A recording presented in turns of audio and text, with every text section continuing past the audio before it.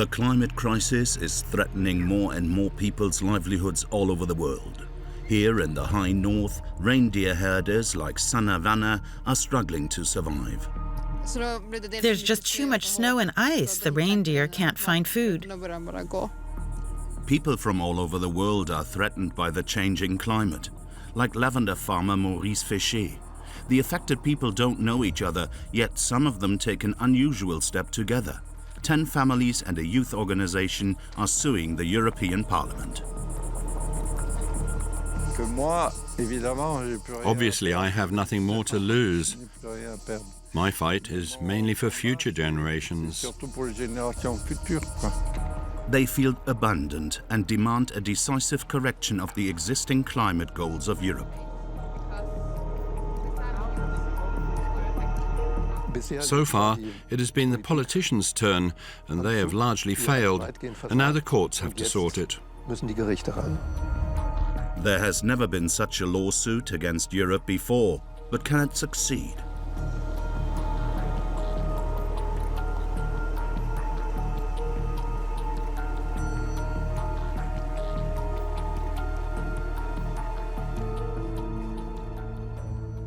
Sweden, north of the Arctic Circle.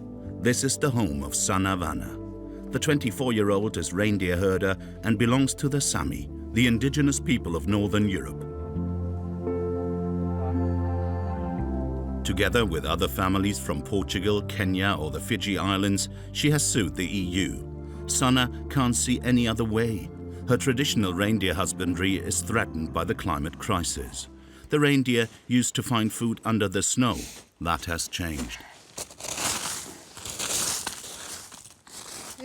Sometimes in winter there's a lot of snow. Then it rains on the snow, which creates a layer of ice. The reindeer can't get through this ice in order to find their food. Another plaintiff comes from the south of France. This is how the lavender fields look like there. The seasons have shifted. It's hot for longer periods, and the soil is so arid that the plants dry up. Maurice Feschet is a fourth-generation lavender farmer. In the last 10 years alone, his harvest has dropped by 65%. For 15 years, we've had the problem that we either have too much water or a great drought. But we have to move on somehow to be able to supply our customers. We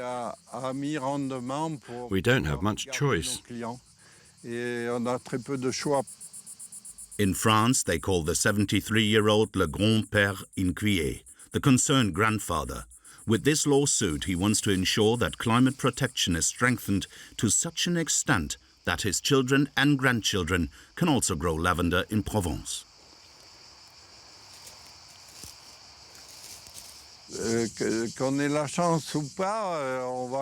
Whether we stand a chance or not, we will definitely keep going, because it's worth it.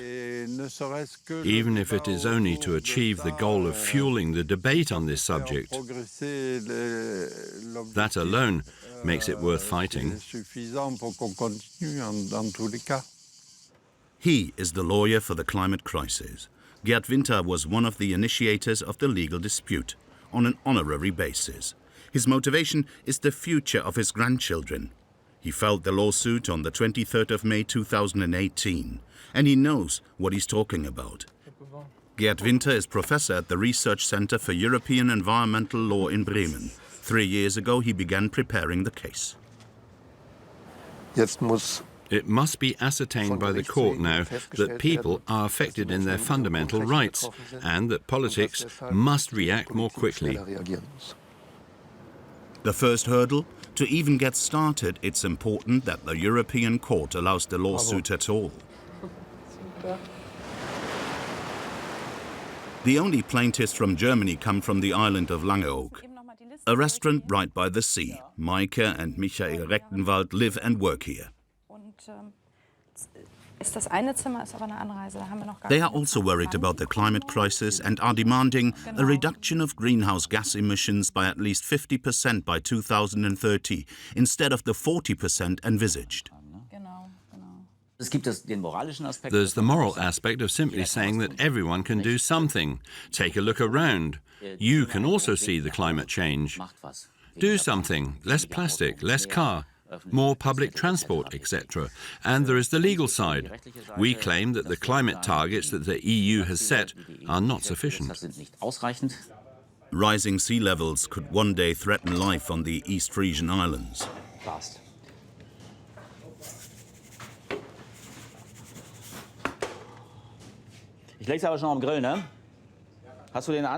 But upon what grounds can families like the Recktenwalds file a lawsuit against the European Union? We're suing for the basic rights to free housing, free jobs and free health. All these 3 points are threatened by the climate crisis. If this island sinks, I have neither a free choice of residence nor a free choice of job. And if the water becomes salty, it could also affect my health. Michael Recktenwald wants to be a pioneer and starts with himself in the kitchen. Regionality is one of the means to reduce CO2 emissions. Long journeys also mean a lot of CO2. So, of course, this is one of the very important aspects for us in purchasing. As regionally as possible and as organically as possible. Northern Sweden. Jokkmokk is located in the province of Norrbotten, only a few kilometers north of the Arctic Circle. The nearby Arctic is one of the world's regions which is most affected by the climate crisis. Reindeer herder Sanna Vannar is out in the mountains, about 2 hours away from her hometown.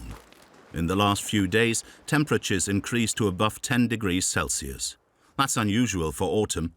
Together with other herders, she wanted to pick up the reindeer from the mountains, to gather them in the enclosure and then take them to the winter pasture near Jokkmokk by truck. But the animals have disappeared. Because of the warmth, they have retreated to the mountains. Although reindeer live in the wild and can move freely, they always have an owner. Markings in the ear help the shepherds to identify which ones are their animals. For Sanna, it's now time to wait and see. You never know. It depends on how much snow is on the mountain and like where the reindeer are and where they want to go. So maybe next week, maybe in 3 weeks or maybe in 2 months. Sanna is a Sami, Europe's only indigenous people who live in the north of Scandinavia and Russia. The reindeer play a special role in Sami culture. Sanna's ancestors already worked with reindeer. She grew up with them. She can't imagine leaving her homeland to work in a big city. Due to the climate crisis, though, her life and work are getting more and more difficult.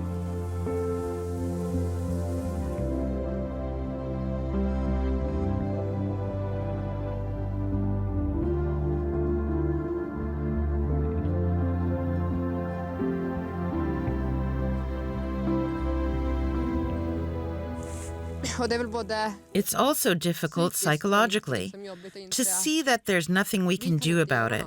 If it were something we would have caused ourselves, it wouldn't be so difficult. But I know this isn't just our fault. What others do puts our reindeer at risk.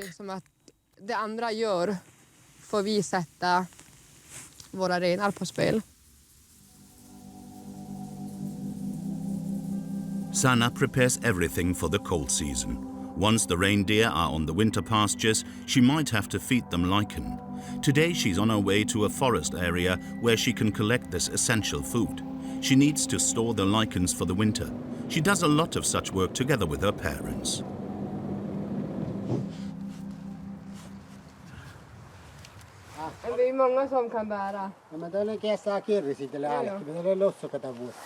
There is more over there by the line.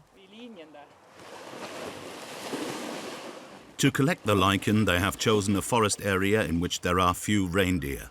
When it comes to who owns the land and who is allowed to use it, there is always trouble in Sweden between the Sami and the government. For Sanna, all this is simply her home.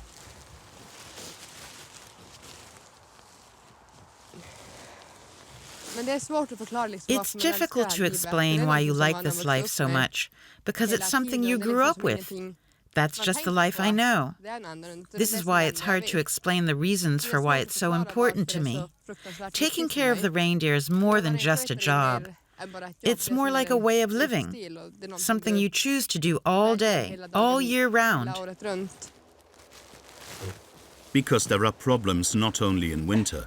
According to reports by the Intergovernmental Panel on Climate Change, temperatures in the nearby Arctic are rising twice as fast as the global average. Last summer there were extensive forest fires in Sweden, the effects of a climate crisis. Even fire brigades from Germany drove to the north to help. Forest fires almost never occurred here in the past. In any case, much has changed for the Sami.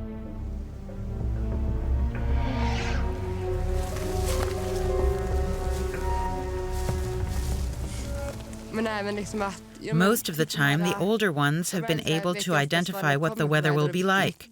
They knew at this time of year the weather would be one way or the other. But this knowledge doesn't work anymore. And even the words that describe different type of weather can no longer be used, because some weather conditions no longer exist. In the evening, the youth association Saminura is meeting in Jokkmokk. Sanna is their president. Today, Markus Raschke from Protect the Planet is visiting. They represent the environmental organizations that support the plaintiffs in the lawsuit. Every human being has the right to shape their way of life as she or he wishes. And politicians have the task of setting the framework conditions in such a way that people can do that. All plaintiffs demand accountability of those politicians who make the decisions at EU level at this point to do their jobs. Sanna, along with the association, filed the suit. Most of the Sami youth living in Sweden are members of this group. There are different ways, and we've tried many of them. We tried to talk, but nothing happens. That's why we thought we'd test this way and see if anything happens. But can or should one even sue the EU? Sociologist Harald Welzer is also dealing with this question. He describes the climate crisis as an underestimated threat to human coexistence. Every social movement is a minority movement in the beginning, and it will go up in smoke or remain a subculture if no members of the majority society take over this concern of the social movement. This must simply go beyond direct concern. People in Central Europe, in non-island locations, don't seem to be concerned. But they have to understand that it's a general matter to change the form of economic activity and to establish a truly efficient climate policy.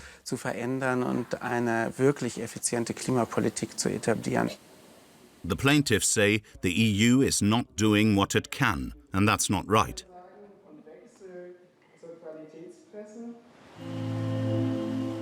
Langeoog is one of 7 East Frisian islands in the North Sea, situated in the middle of the Waddenzee World Heritage Site.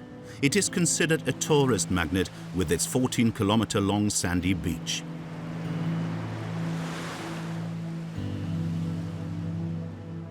Maike and Michael Recktenwald grew up on the island.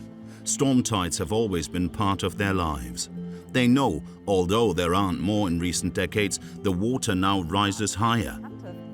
The sea level has already risen by around 20 centimeters in the last 100 years and will continue to rise if nothing changes. In this area, the whole beach was washed up. The sand was fetched from sandbanks far out and brought here by special ships. And that was supposed to be food for the storm, so to speak, so that the storm tides don't attack the dune chain at the back. They built a sand base in front of it so that they attack it. As you can see here, they did already slide. And I would say the North Sea got about 10, 15 meters this winter. When we were kids, this wasn't the one thin dune chain that exists now, but there's already a lot of dune missing. Breakoffs, storms, higher storm tides. All this worries the Recktenwalds. More and more dikes and dunes have to be strengthened. The state of Lower Saxony alone pays over 60 million euros a year for this. What's special about Langeoog is that the dunes protect the drinking water supply here. 5 of the East Frisian islands are supplied by a natural freshwater reservoir, an underground reservoir fed by precipitation. If sea levels continue to rise, salt water could eventually enter the reservoir and make the groundwater undrinkable. In addition to sea level rise, the rising temperatures in the North Sea are a particular problem on the coast. According to research, the sea heats up twice as fast as other oceans. This has consequences for fish stocks. Sven Kletter also notices this in his shop.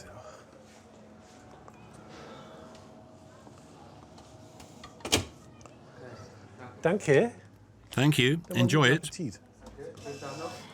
In the last years, we had more goatfish, also a fish from southern climes. Sometimes he gets a whole box while fishing. Goatfish don't really belong here. Maike inherited the house from her parents. She mainly takes care of the hotel, Michael of the restaurant. Many guests come to the certified organic hotel every year. It's also becoming increasingly important for holidaymakers to do something for climate protection. Together, Maike and Michael Recktenwald have decided to run their business sustainably. Thus, they want to make their contribution so that the nature of the island remains preserved also for following generations. The furniture is made of solid wood, which is FSC certified. The joinery works with solvent-free varnishes, etc. We have organic cotton bed linen. The same goes for the bathrobe. Maike and Michael Recktenwald are among the climate plaintiffs, because in Germany the North Sea islands are the first to be affected if sea levels continue to rise. They want the EU to be more consistent in its efforts to prevent global warming from increasing any further.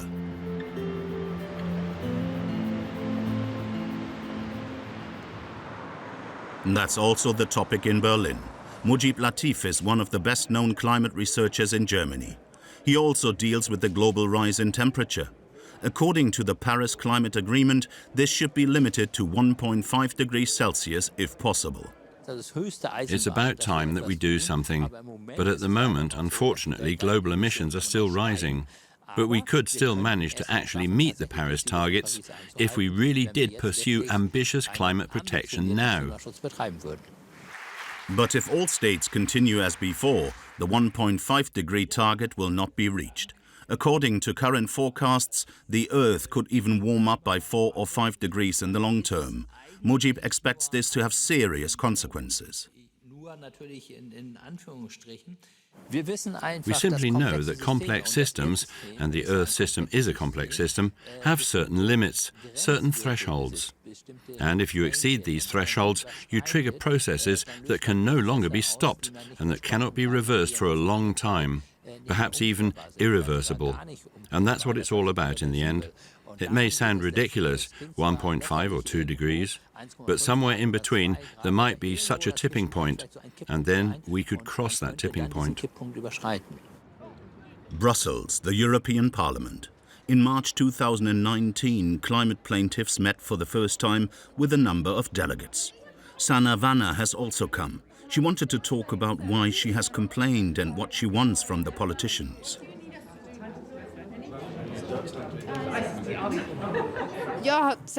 I somehow have to believe in a future, because if I don't believe that we will manage to keep the Sami way of living, then I might as well stop right now. Why should I stand here and fight?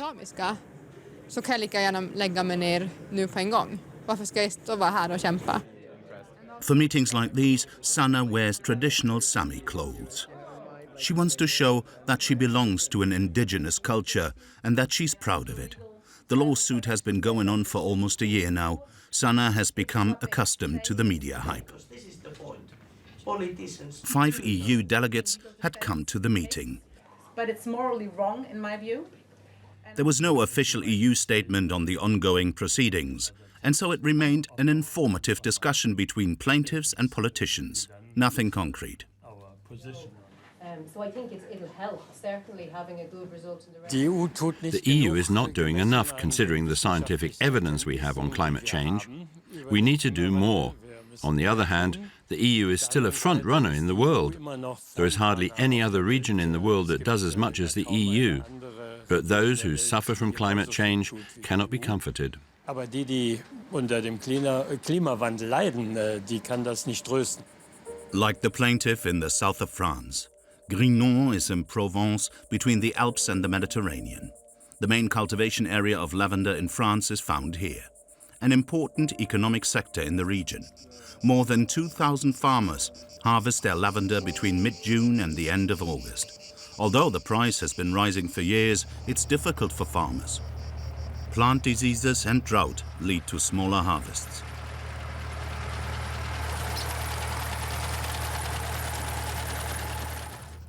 Farmer Maurice Feschet started the lavender business 50 years ago. Every year he documents his harvest, and it's getting worse and worse.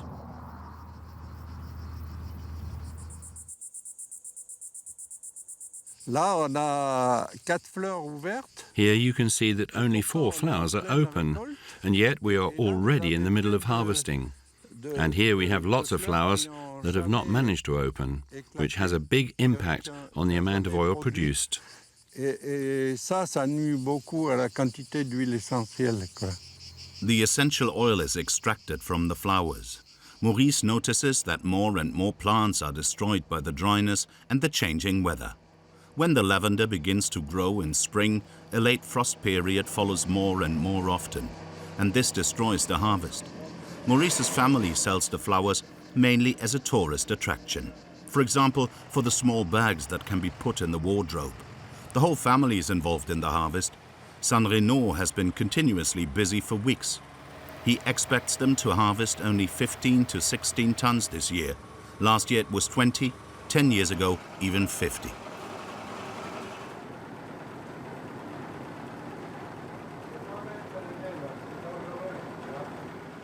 At my age, I don't expect much from the future anymore, but with the problem growing year by year, we really have to do something for our children and our grandchildren.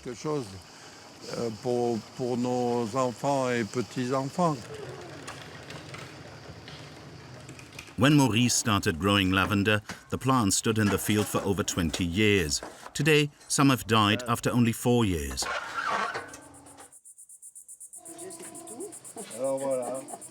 The whole family lives on the farm in Grignon.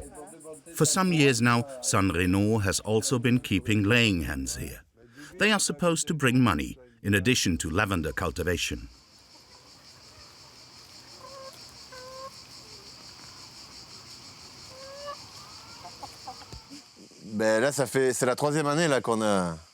This is the 3rd year in a row we have these meteorological problems.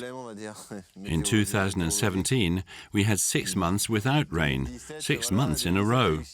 In 2018, we had rain for 6 months in a row. And in 2019, we first had the cold, then too much water, and then the heat. Every year is decisive for Maurice and his family. That's why he hopes that the lawsuit against the EU will soon be successful.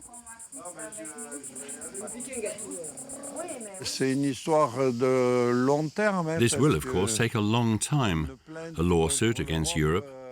Well, if we were not individuals but a large group exerting considerable pressure, but our means of exerting pressure are very modest. That's why it's important to talk about it, in order to win the support of the people.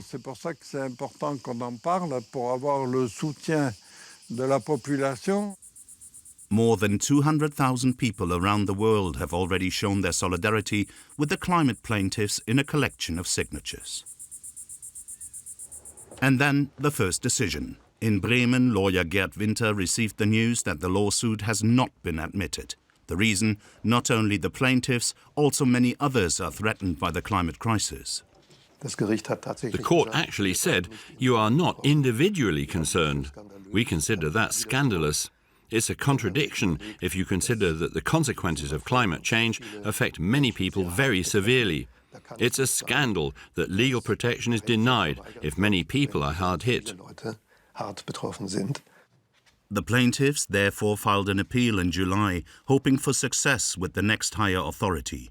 Only when they have been admitted to court will the content of their complaint be judged. Similar cases already exist in many other countries. There are already about 200 lawsuits worldwide with similar thrust. Well, it's a whole new wave you can see there, and there will probably be more in the future. The big question is whether the courts will be willing to take responsibility, or will they refer the matter to politics, and thus to an area that is unfortunately moving very slowly.